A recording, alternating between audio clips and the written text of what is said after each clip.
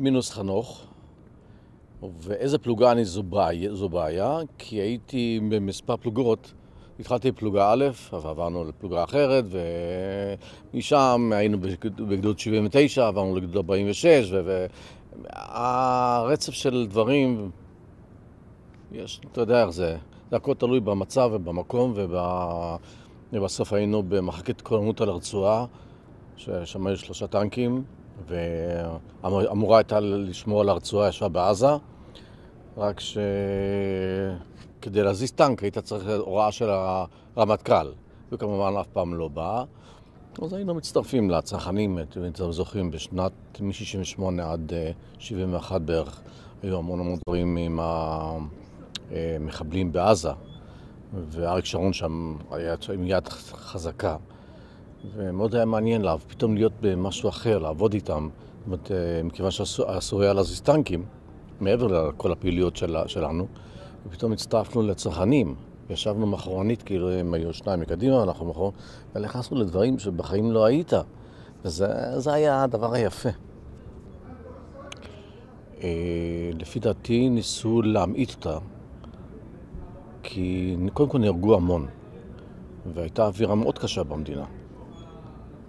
כמעט כל יום נהרגו שם אנשים, וזה היה מקום רחוק.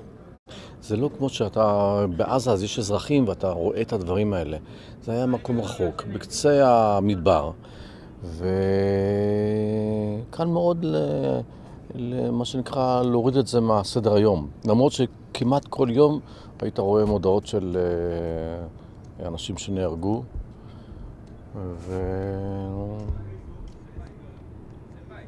זה אני חושב שאחת הסיבות. מאיפה הגעת לפה? מאיפה אתה בארץ? חיפה. חיפה. עשית שעה מינימום בשביל להגיע לפה. מה היה לך כל כך חשוב להגיע לכנס? קודם כל זה המפגש עם האנשים.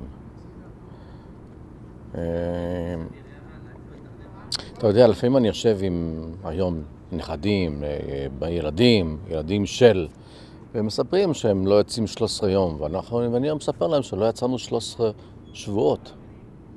כי פלוגת טנקים זה 11 טנקים, והצוות שמחליף זה הצוות ה-11. זאת אומרת, אם אתה יוצא, כל אחד יוצא לשבוע, אתה לא יכול לצאת פחות. זאת אומרת, אם יש לך צוות אחד שבא להחליף, אז תעשה חשבון של 11 טנקים ועוד צוות מחליף, זאת אומרת, אתה יכול לצאת רק בפעם ה-13, השבוע ה-13. עכשיו, זה אומר לחיות עם בן אדם, או עם צוות טנק, בכל המצבים. זאת אומרת, זה בגשם ובשמש, זה לחיות את זה. עד שאתה לא נמצא שם, אתה לא מבין. לפעמים אני מסתכל סרטי מלחמה, ואנשים מדברים שם על מה זה מלחמה, אז הם אומרים שאתה לא נלחם בשביל המדינה. אתה לא נלחם בשביל ההורים והמשפחה, אתה נלחם בשביל הצוות. כי אתה שומר עליו והוא שומר עליך. וזה כל כך נכון. אתה יודע שפה אז זה המקום. זה אחד שומר על השני פה. אם אני ארדם בשמירה, כשאנחנו... קח דוגמה, מערב לילה. מערב לילה, בין כל טנק לטנק, ששמים את המערבי לילה, זה בערך 40 מטר, 50 מטר. לילה חשוך. ותאורטי, כל אחד יכול להתקרב. וכל אחד הוא בנפרד. אתה יושב בטנק לבד. אף אחד בעצם לא יכול לא לבדוק אותך, כי זה טנקים בשטח.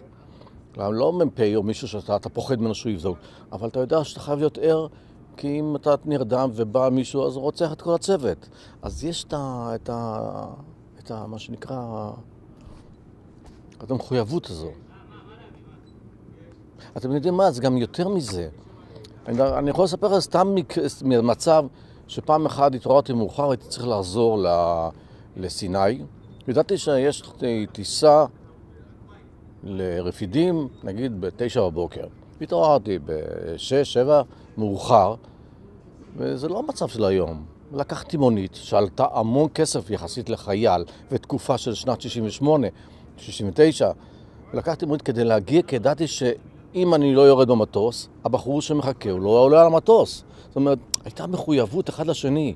וזה רק דברים שקוראים שאתה חי מישהו ביחד בתוך הטוב והרע. אז אתה חייב לבוא לפה.